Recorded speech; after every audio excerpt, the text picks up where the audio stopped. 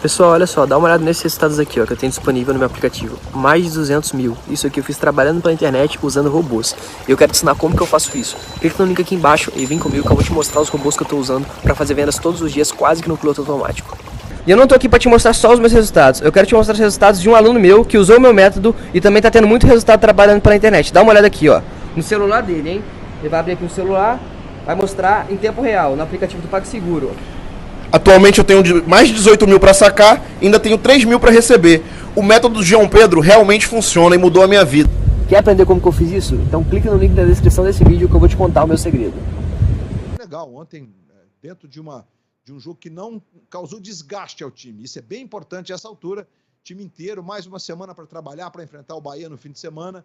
E o Flamengo vem firme aí, acho que inteiro fisicamente, com o vestiário arrumado.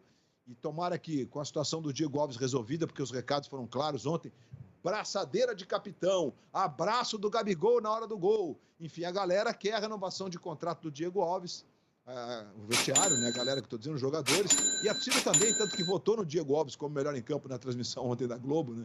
Para dar um apoio para o Diego. Mas certamente que, como aconteceu, talvez isso seja um desconforto, porque o Flamengo havia aceitado a proposta. E depois o presidente vetou e o Flamengo voltou atrás na proposta que havia aceitado do Diego Alves. Componentes desse Flamengo que está tentando salvar o ano com esse título brasileiro aí, evidentemente, né, Rizek? Vamos informar a situação do Diego Alves aqui. O Flamengo, segundo o que apurou o GE, tinha feito uma proposta de aumento para ele considerável, um bom aumento. Ele já tem um excelente salário, não vou entrar nos números aqui, mas é um salário assim excelente. Aí o Flamengo propôs um aumento de em torno de R$200 mil para um goleiro de 35 anos. E segundo o que apurou o GE, estava vendo as imagens ali do Gabriel, quando faz o primeiro gol, vai comemorar com ele, dele com a faixa de capitão. Os recados foram dados pelo elenco. Mas será que o clube tem que seguir esse recado? Tenho minhas dúvidas. Então o Flamengo tinha acertado um aumento de R$200 mil para o Diego. E, segundo o que apurou o GE, para o Diego não ouvir outras propostas, porque isso era certo, ele ia renovar. Depois desse episódio, o Flamengo reduziu em 60%, não o salário, mas a proposta de aumento. E aí, quer aumentar agora só de acordo com a inflação, né? Que vai dar uns R$30 mil mais ou menos, e não os 200 mil que ele teria de aumento. Isso, obviamente, causou um desconforto. Independentemente dos valores, quando você acerta um aumento com o seu patrão, o aumento não vem, qualquer um fica chateado. Pode você ganhar 10 mil, R$10 ou 600 mil, você, caramba, mas lá atrás você me prometeu que ia pagar. Só que tem uma queda de braço aí, entre a direção do clube com o futebol. O clube entendeu que esse aumento que haviam prometido para ele, a conta não fecha nesse momento de pandemia, sendo ele um goleiro de 35 anos e tendo também o Flamengo uma pérola, uma joia rara, que é o Hugo Souza. Então, os recados foram dados pelo Rogério, pelo Gabriel, pela torcida, mas agora a questão é a parte financeira. Se o Flamengo deve aumentar tanto assim o salário de um goleiro de 35 anos. Fala, Sereto. Não, muito bem explicado por você, muito bem explicado pelo André Rizek. Eu só queria reforçar uma questão e um comentário que o Eric Faria, que é um dos repórteres mais bem informados do Brasil, o Eric trouxe a seguinte questão. Será que essa questão do Diego Alves é uma questão financeira, só financeira, ou de fato é uma questão política por causa da queda de braço entre a Gávea e o Ninho de Urubu, do Urubu, né? A Gávea, leia-se o pessoal que administra a direção do Flamengo, né? O presidente do Flamengo, a direção do Flamengo e os seus pares mais próximos, e o Ninho do Urubu, leia-se o Marcos Braz, que é quem toma conta do departamento de futebol. E que a gente sabe que não está já gozou de maior prestígio e ficou muito queimado, sobretudo por ter bancado a contratação do Domenech. Então, o quanto isso é uma questão, e acho que é uma pergunta super pertinente, o quanto isso é uma questão financeira, de fato, cabe no orçamento ou não cabe no orçamento, né? A renovação do Diego Alves. Ou é motivo para uma queda de braço política para desgastar o outro lado, desgastar o departamento de futebol, o Marcos Braz, no caso, e o Diego Alves estaria pagando o pato por isso. Tomara que isso não reflita no elenco, né? Porque pode bagunçar o ambiente do elenco, né? Pode bagunçar o ambiente do elenco nesse momento em que o Flamengo não precisaria de uma crise interna nesse momento. Luiz? Então, eu gostaria de colocar alguns pontos assim sobre essa questão do ponto de vista do Luiz Roberto. Aí. É uma opinião totalmente minha. Primeiro, eu acho que é muito importante a responsabilidade fiscal num clube. Muito importante. E acho que todos os jogadores de futebol profissional no mundo inteiro, e estou falando dos grandes, dos maiores clubes, dos maiores orçamentos, eles têm que ter consciência de que os clubes estão faturando menos por conta da pandemia. O caso do Flamengo, o impacto é impressionante, porque o Flamengo, o ano passado, teve quase 100 milhões de bilheteria. Gente, são números absurdos. O Flamengo, nos últimos anos, conseguiu emplacar uma venda muito grande, né? Vinícius Júnior, Lucas Paquetá, Renier e por aí vai. Sempre jogadores vendidos por um punhado de reais. Né? O Vinícius Júnior nem se fala, no câmbio da época, 170 milhões de reais. Era até o Eduardo Bandeira de Mello, ainda o presidente do clube. Depois, Paquetá, 35 milhões de euros. O euro está 6 e tal hoje, faz a conta, vezes 6, né? Depois o Renier, e estou ficando em alguns, mas outros foram negociados. Então, você tem um impacto do corte de faturamento de competições. Copa do Brasil e Libertadores esse ano, que o time acabou ficando no meio do caminho, muito antes do que se previa. Claro que a expectativa esportiva é de ganhar o que for possível, mas do ponto de vista do negócio era chegar pelo menos até a semifinal da Libertadores e a decisão da Copa do Brasil. Isso tem um impacto grande, e essas contas já foram feitas, são milhões. E o Flamengo ainda teve a questão do campeonato estadual. O Flamengo abriu mão de 18 milhões de reais de cota de direitos de televisão. Então, é um conjunto de dinheiro. É óbvio que, como no futebol a gente não atingiu esse nível... Porque, Rizek, hoje em dia, nas empresas todas, as empresas que estão no nível mundial de negociação, suponhamos, eu estou aqui, eu sou dono de uma empresa de comunicação, tenho interesse na contratação do André Rizek. Vou lá e quero você, tem o seguinte projeto para você. Você fala, esse projeto é legal. Bom, agora a questão financeira é o financeiro que vai cuidar. Aí o Sereto que cuida para mim, o Sereto que resolve. Sereto.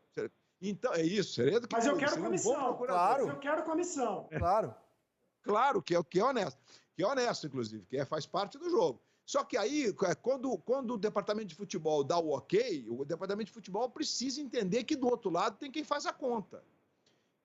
E como você disse, e explicou muito bem, não tem um corte de salário que ele já recebia.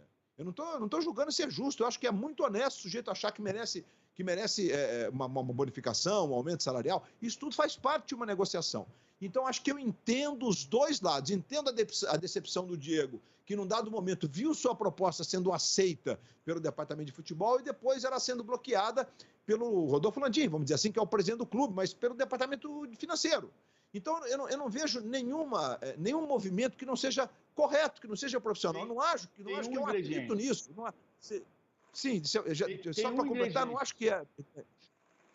Então fala, PVC, qual é esse ingrediente? Quem sabe eu mudo aqui a minha linha de raciocínio. Desculpa, Luiz. Imagina. Eu só ia completar de que acho que a pressão... bom, tem esse componente. Mas eu acho que não tem pressão que possa funcionar. Qual o componente? Eu não consegui entender. Qual é o componente? Pressão.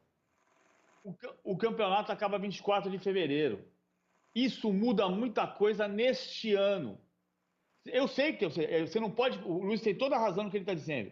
Você não pode matar o seu orçamento por causa de 64 dias. Por outro lado, o Flamengo tem 4 goleiros.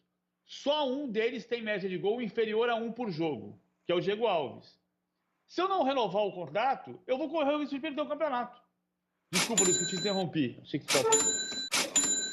Não, você tem toda a razão também, eu concordo contigo. Eu só ia dizer que acho que a questão do departamento do vestiário, acho mó honesto os jogadores abraçarem o Diego, que ele realmente é um cara importante, e goleiro, 35 anos, ele está absolutamente no auge, né? Tem tido algumas contusões e tal, mas é o que faz parte do jogo. Mas acho que a pressão, que se é que é pressão, Acho que esse carinho da braçadeira de capitão, e ele sempre foi um dos capitães do time, né? Diga-se de passagem. Ele, o Diego Ribas e o Everton Ribeiro levantaram as taças juntos. E o mesmo Gabigol indo comemorar com ele, eu acho que isso é legal também. Mostra carinho, mostra união. Aliás, ontem, quando o Felipe Luiz faz o gol, o Gabigol tira o cabelo do Felipe, que está preso, depois os caras tiram do Gabigol e todo mundo dá risada. Isso mostra a união, mostra o prazer que eles estão. E não vejo problema nisso. Agora, daí o departamento financeiro, então eles estão legais, eles estão pedindo, a gente vai aceitar? Não, aqui é conta, é matemático. Exato. O Flamengo precisa fazer conta, tem que ser matemático, porque o Flamengo não pode jogar no lixo o ajuste fiscal que o levou a ser esse gigante financeiramente que ele é hoje em dia. E o que aconteceu entre a promessa feita ao Diego? Primeiro, que você voltar atrás de uma promessa não é legal, isso é ponto pacífico. Mas o que aconteceu entre a promessa feita e a nova proposta? O Flamengo foi eliminado da Copa do Brasil, que representa um baque financeiro tremendo. O Flamengo esperava arrecadar 35 milhões com a Copa do Brasil, arrecadou só 6, a gente pode colocar na tela. O Flamengo foi eliminado da Libertadores, esperava arrecadar pelo menos 39 milhões, indo à semifinal, ficou em 21 milhões. O brasileiro, o Flamengo ainda espera arrecadar pelo menos 30 milhões, que é o prêmio do vice-campeão, essa meta ainda está atingível. E de bilheteria, o Flamengo esperava atingir 108 milhões. Aí veio a pandemia, o Flamengo só arrecadou no ano 21 milhões. Então vieram as eliminações das Copas, vieram a renovação com o Hugo Souza até 2025, nesse momento, e tudo isso pode ter influenciado no Flamengo voltar atrás e causado um mal-estar com o Diego, porque ele já contava com esse dinheiro a mais na conta. Só que aconteceu. E a compra do Pedro, por 14 milhões de euros, que me parece era obrigação do Flamengo fazer, porque é também um bom investimento técnico e financeiro. Vamos aguardar os acontecimentos. Por falar em Pedro, não sei se ele quer falar algo mais do Diego Alves. Acho normal, como vocês comentaram, que o elenco abraça o jogador, que o clube tem as suas ressalvas. E o Pedro, jogador comprado, pela primeira vez estava à disposição, junto com o Gabriel, junto com o Bruno Henrique. O Rogério tinha à disposição pela primeira vez os 3 atacantes, mais o Gerson, mais o Arrascaeta, mais o Everton Ribeiro. Ele montou o Flamengo inicial com o Pedro no banco, né? Com aquele Flamengo clássico, sem o William Arão, mas aquele Flamengo clássico que a gente está acostumado a ver, com o Diego Alves, com o Isla, com uma nova dupla de zaga, Rodrigo Caio, Natan e Felipe Luiz. O João Gomes foi o primeiro volante, o Gerson, Everton Ribeiro, Arrascaeta, e na frente a dupla que matou a pau em 2019, Bruno Henrique e Gabriel. Por alguns minutos no segundo tempo, o Rogério fez uma mudança e trabalhou com os 3 atacantes, o Bruno Henrique, o Pedro e o Gabriel, mais o Everton Ribeiro e o Arrascaeta, né? O Gerson foi substituído pelo Pedro, né? O Arrascaeta foi recuado e o Bruno Henrique foi jogar na esquerda, onde era do Arrascaeta. Por alguns minutos, a gente pode rodar imagens desses minutos, que foram a partir de 15 do segundo tempo. Olha só, chegou a hora de você aprender a ganhar dinheiro online de verdade. Olha os meus resultados desse mês. A gente ainda tá na metade do mês, eu já fiz mais de 110 mil reais em comissões. Eu quero te ensinar como que eu faço isso. E sabe o que é melhor? Eu tô em promoção de Black Friday. Você vai conseguir comprar qualquer treinamento meu com pelo menos 50% de desconto. Então clica no link aqui embaixo e vem comigo que eu vou te ensinar como usar os mesmos robôs que eu uso para fazer vendas todos os dias pela internet.